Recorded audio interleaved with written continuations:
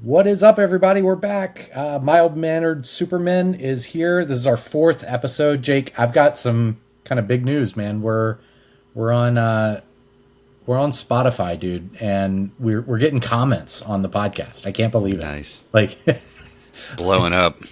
It's blowing up. We've had 2 comments on our 3 podcasts so far, and I'm just so excited about it. I think that's so cool. The whole point of this was just for you and I to get together kind of as often as we could and just talk and get into the things that we like. But the fact that people are listening and resonating with it is kind of cool for us. So if you are new to Mild Mannered Supermen, we are a Genesis podcast. We are 2 big Genesis fans. I'm really just a fan of all things music, all things early Genesis. But my brother Jake here is a professional musician. He is the 50% of the electronic music duo Modus Novum. He's been a professional musician with a degree in music for really as long as I've known him, which is pretty much my whole life, being my older brother. And we just like to break down old school Genesis songs. We both love it so much, and there's just so much to appreciate and like about it. So our first episode was the musical box. Then we dipped back into Trespass. We did the Knife and Stagnation. And before I tell them what we're going to get into tonight, Jake, how's your experience been so far doing this podcast kind of weekly?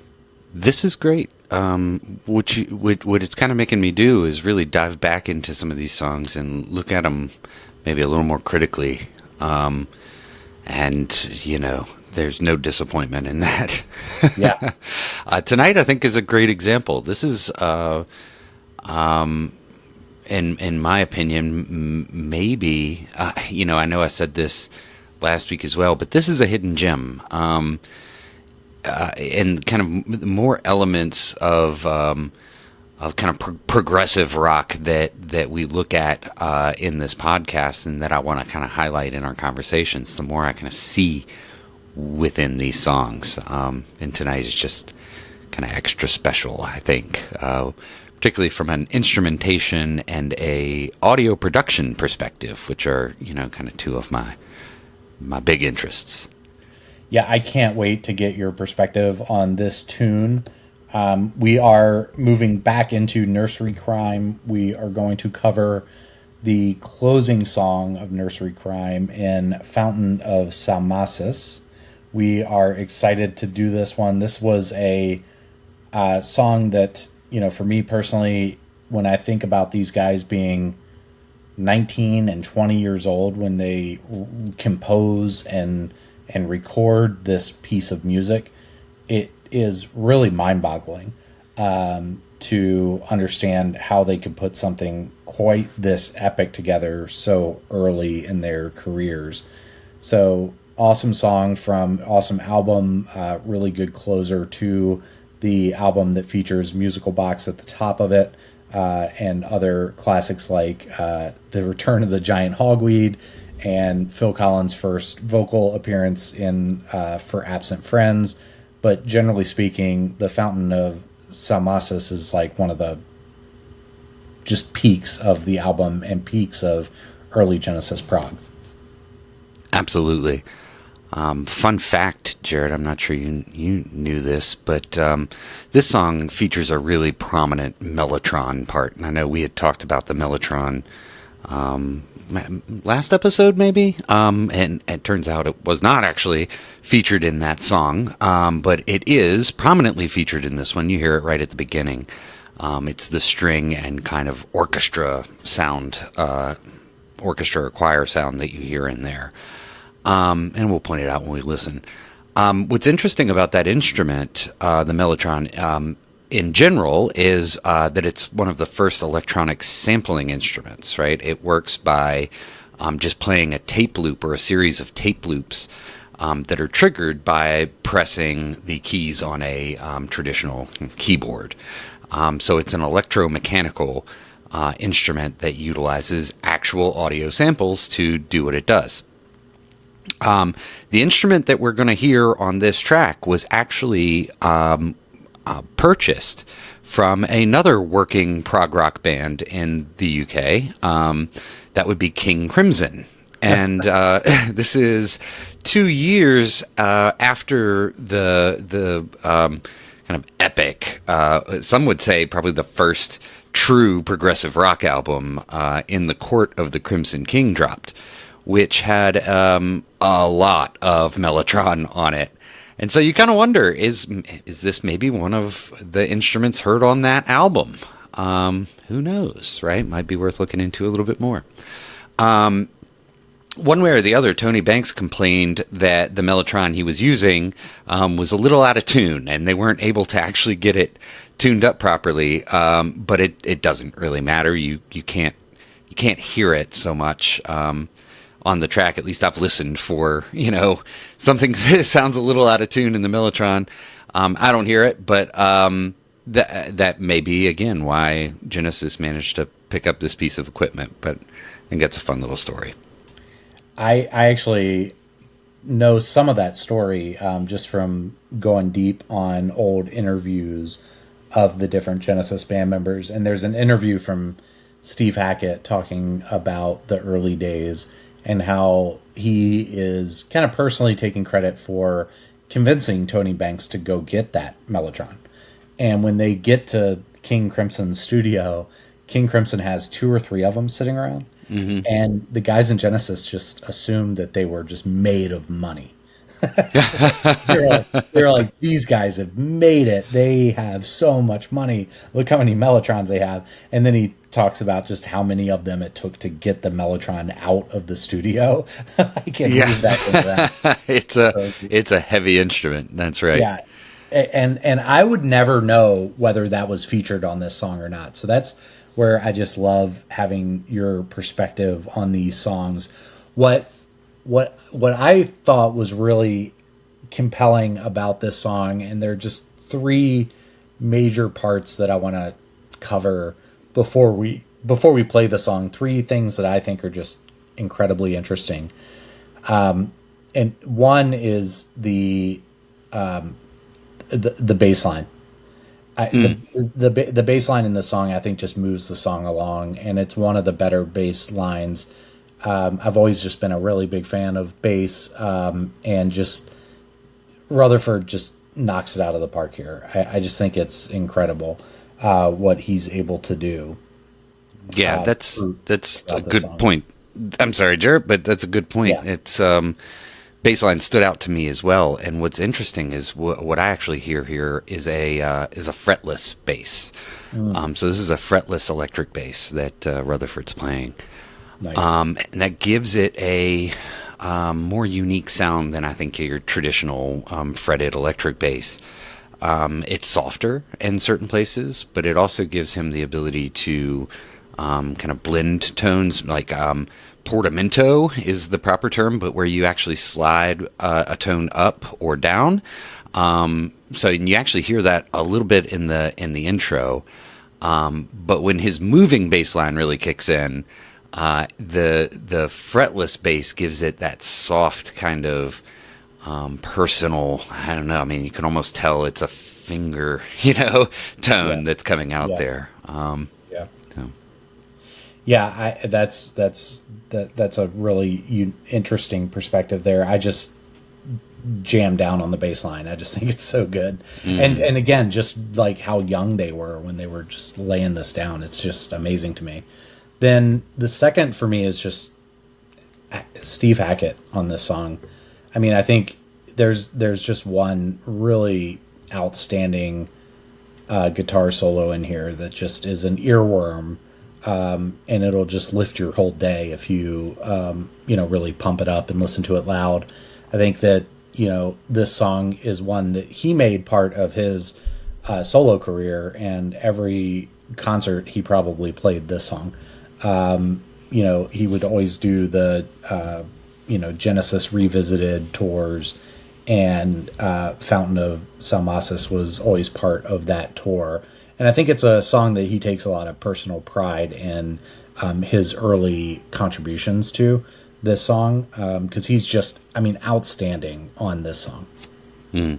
Absolutely. Another noteworthy thing you can kind of hear is a very early example of tapping, finger tapping, electric guitar tapping. And Jerry, you know this because we were kids of the 80s, right? So every great hair metal band had a lead guitar player who would just, kind of fire away on the, dee-doo-dee-doo-dee-doo-doo, and they're finger tapping. Yeah. Steve Hackett, here he is doing it in 1971, and it's kind of remarkable. The sound that he's trying to generate is actually part of the story, right? What I hear is a lyre, or kind of a old Greek harp. And the line that he's playing sounds almost like a lyre being plucked. We hear that right around the 3-minute, 30-second mark, I believe. So keep your ears open for that. At first, I thought it was a synthesizer.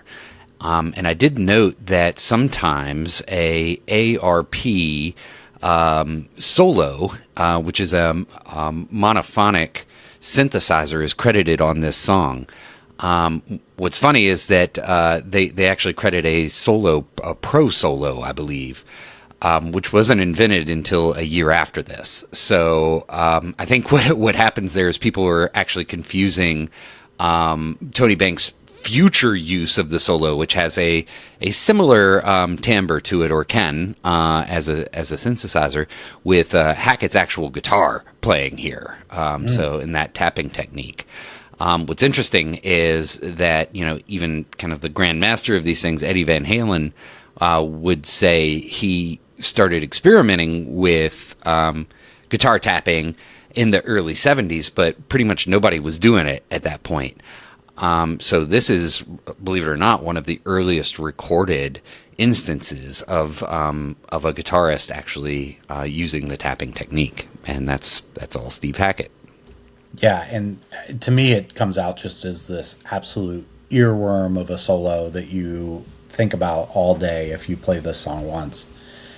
And then before we click play on the song, I think the third piece that really stands out to me is while Stagnation from last week was just really airy and light on the lyrics, this one is quite dense in the lyrics. And the lyrics here are telling a story of mythology, really the tale of Hermaphroditus, the son of the gods Hermes and Aphrodite, a beautiful young man, hunter, going through the woods, comes across a secluded spring. There he encounters Salmacis, a nymph who dwells in the fountain. And unlike a lot of the other nymphs, Salmacis is not a huntress. She's sensual and idle. She immediately falls in love at first sight with Hermaphroditus, and tries to seduce him. He really resists her advances, but when he enters the water to get a drink, as he's so thirsty and parched and he wants to bathe, Salmacis embraces him tightly. She prays to the gods that they may never be separated, and then really for Hermaphroditus, all hell ensues. So I think there's a lot more to this story that we'll cover as the song plays, but generally that's the setup, and that's key to the story that they start telling at the beginning of the song. Yeah, some nice observations there, Jarrett.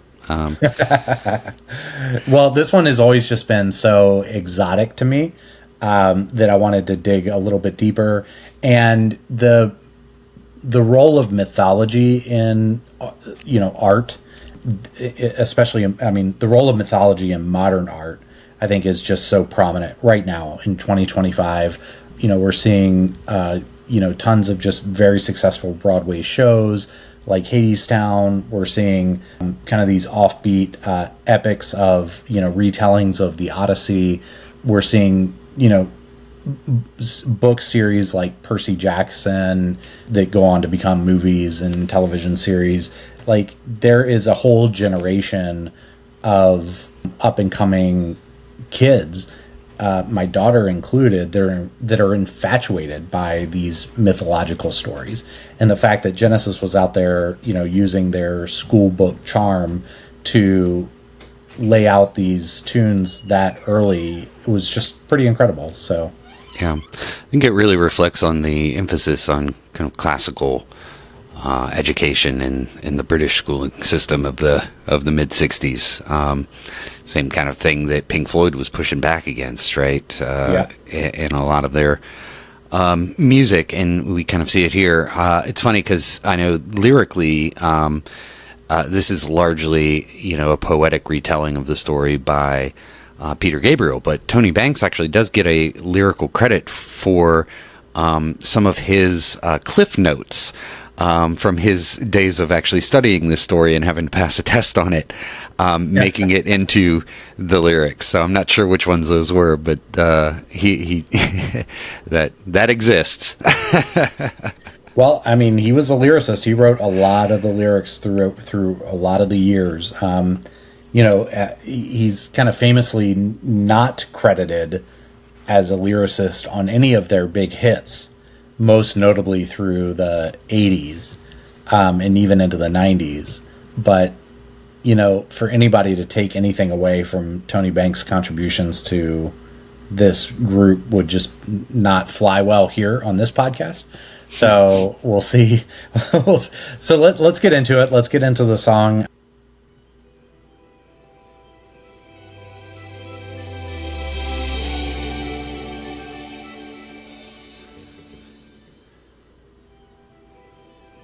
Like this production trick of kind of riding the fader, bring the song up and down. Yeah, we didn't even mention Phil Collins and his contributions here, but just the percussion work is fantastic. It's significant.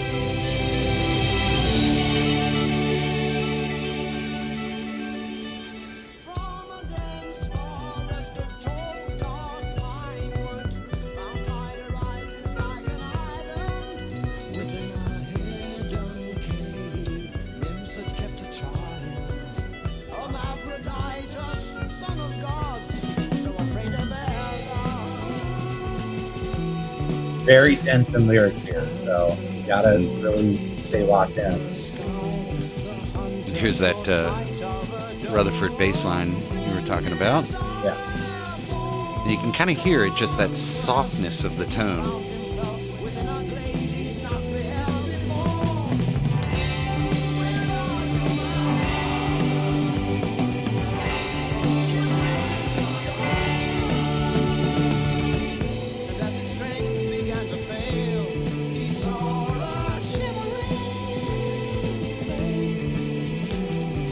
We should note that this song is mostly in E minor, moves around E minor and across from E minor. What Rutherford is doing here is he's actually setting kind of a counterpoint in the bass, providing some counter motion to the lyrics, which is a nice effect. Yeah, for me it's not perfect. And I think that's part of the beauty of it. Like, there seems to be a little bit offbeat. That whole first section, they're cramming a ton of lyrics in there. The bass line is definitely at a different level than the rest of the song. Whether that's a different key or pitch, I don't know. That's what you're here for. But there's definitely something a little bit messy about it. But I think that just adds to the charm. Yeah, it's kind of a swung, walking blues bass line almost.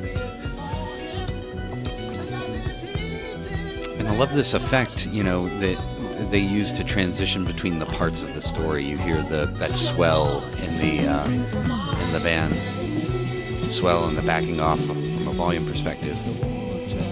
Yeah, and then those splash cymbals. Those evoke, water, the lake to me, like the splashing in the lake.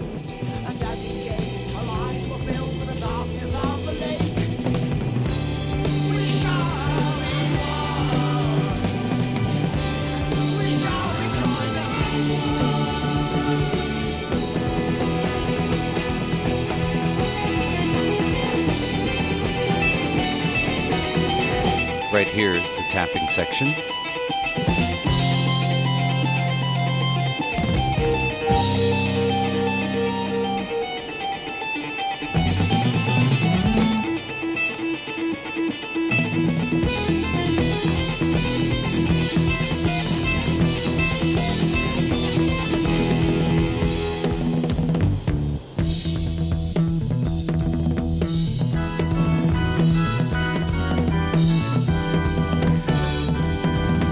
Hammond organ comes back in.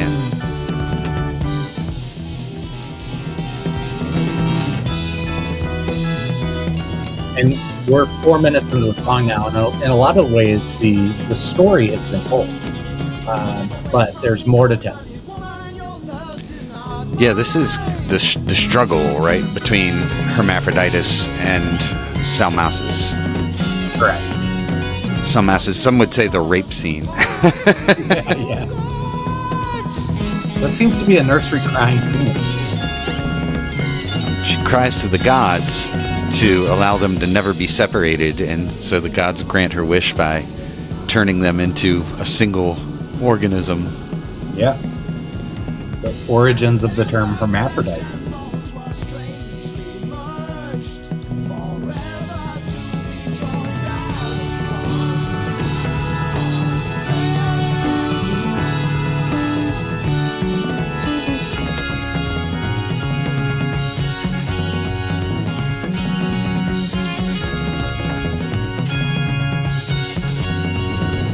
I don't think I've paid enough attention to the drums through this section, but that was some pretty amazing drum work there.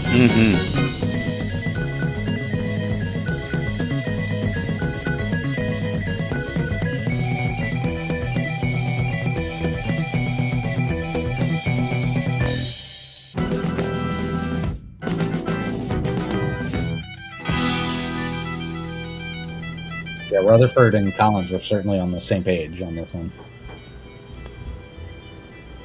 They understand rhythm section has to talk to each other, right? They have to feel each other.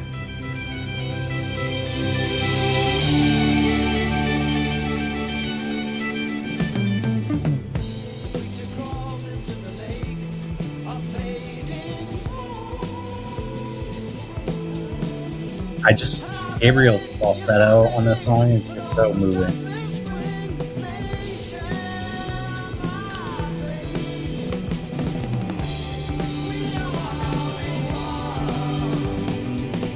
And then that backing vocal telling more of the story is just incredible. Yeah, Phil Collins was a good find.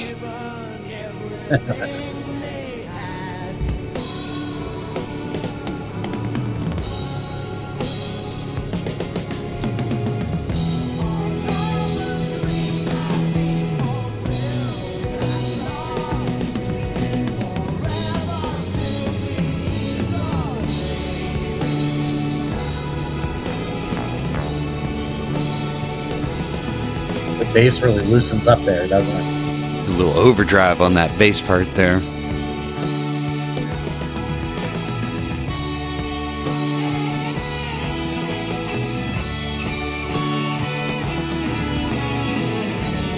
What I wouldn't give to go back in time and see this live.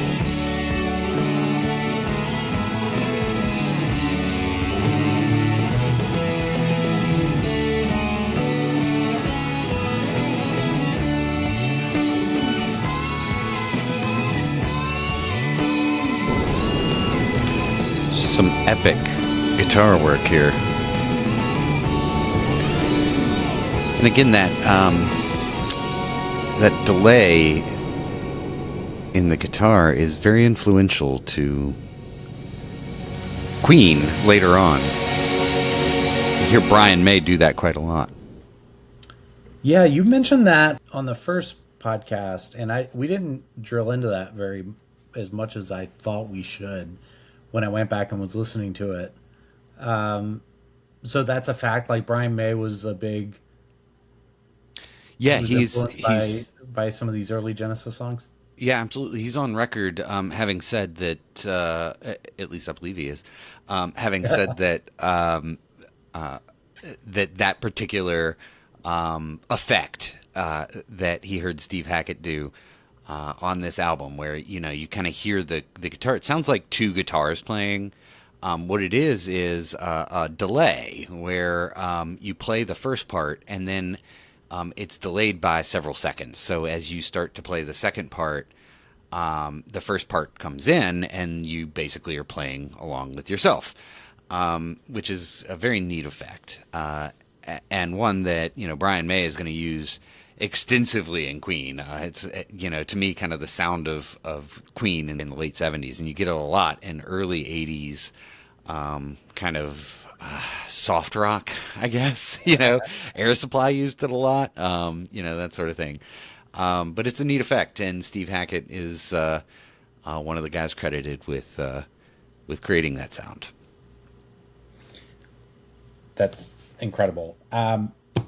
So again, I just get like kind of dumbfounded every time we listen to one of these songs together. And I mean, this one musically, the Fountain of Salmacis it's one of those just very dramatic early pieces.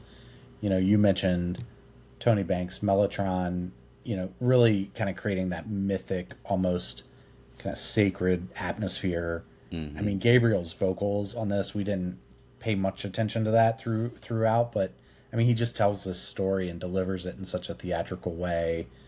And then the band's interplay that we touched on, kind of especially the combination of the organ, the Mellotron, Steve Hackett's guitar, the bass, the splashing of the cymbals, the rolling of the drums.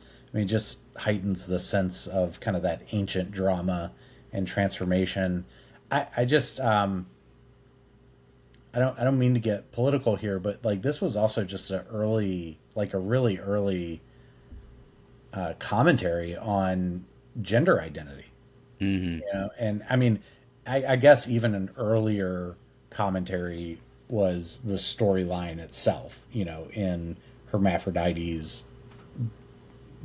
unifying with Salmacis, and they're really turning into one being with one sexual identity between male and female.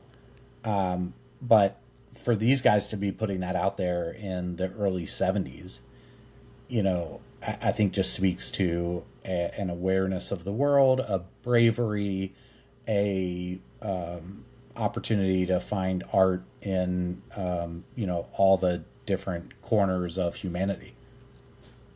Yeah, that's well said, Jarrett. I think to me, it's just kind of indicative that none of these are new issues. They are part of the human condition, and the Greeks have a story about it. The fountain itself was long rumored to be in Turkey, and the waters were said to, by Turkish tradition, were said to make men effeminate if they touched it. So it's just kind of a funny thing, right? It's just a back and forth that's thousands of years old, and doesn't seem to be going anywhere anytime soon. So we covered a lot of turf. Is there anything that we left? Is there any meat still on the bone? Anything we left out that you wanted to cover? No, I just did kind of want to say, from just a structure perspective, this is not one of Genesis's more complicated songs theoretically. I think we mentioned that it's in and around E minor. It's very modal, like other songs, but it largely comes back to the same chord progression, right? And we see some actual structure here. Yep. That we don't necessarily see in other songs on this album.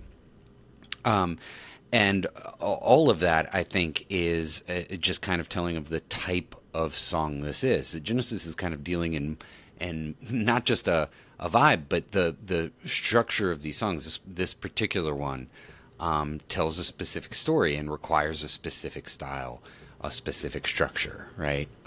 Whereas we kind of saw with the knife and with that there was kind of a target that they were after with that song, but it's much more of a kind of a picture piece of what they wanted that particular song on that particular album to sound like. And so, again, I think what I'm trying to say here is ultimately that this song is driven by the kind of the ancient story that it tells, and the structure of the song does that. That's just something that Genesis does in their songwriting, and I think it's very telling in this song, or at least you see it quite evident in this song.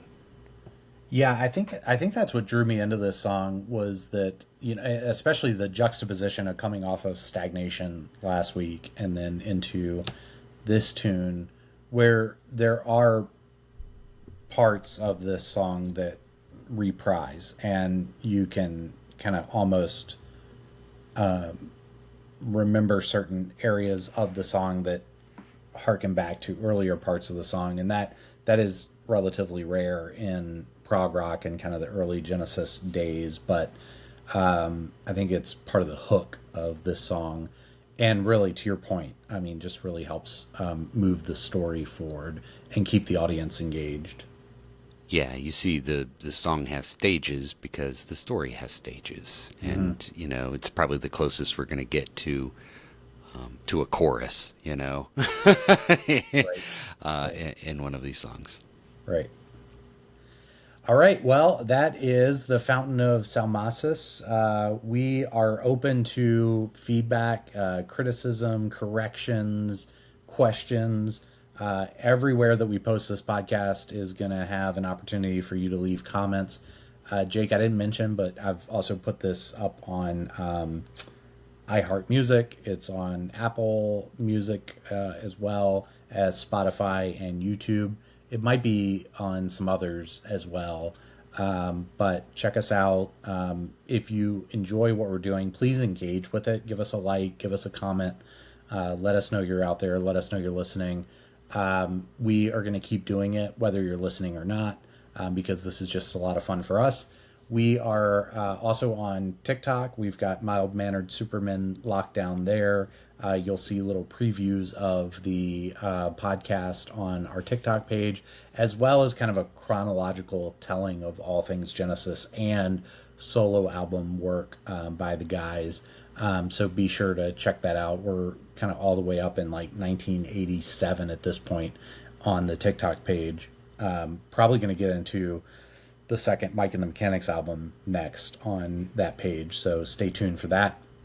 And then we've got just a bunch of really fun videos on YouTube that just tell some of the early days storylines, and then they have, just different voice filters over some of the key songs with some extra learnings for you to check out. So with that, we are Mild Mannered Supermen. We are enjoying bringing this to you.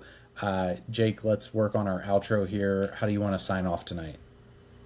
It was a great time tonight, Jarrett. Until next time. We are Mild Mannered Supermen. Thanks for listening. Mild Mannered Supermen, Mild Mannered Supermen, Mild Mannered Supermen.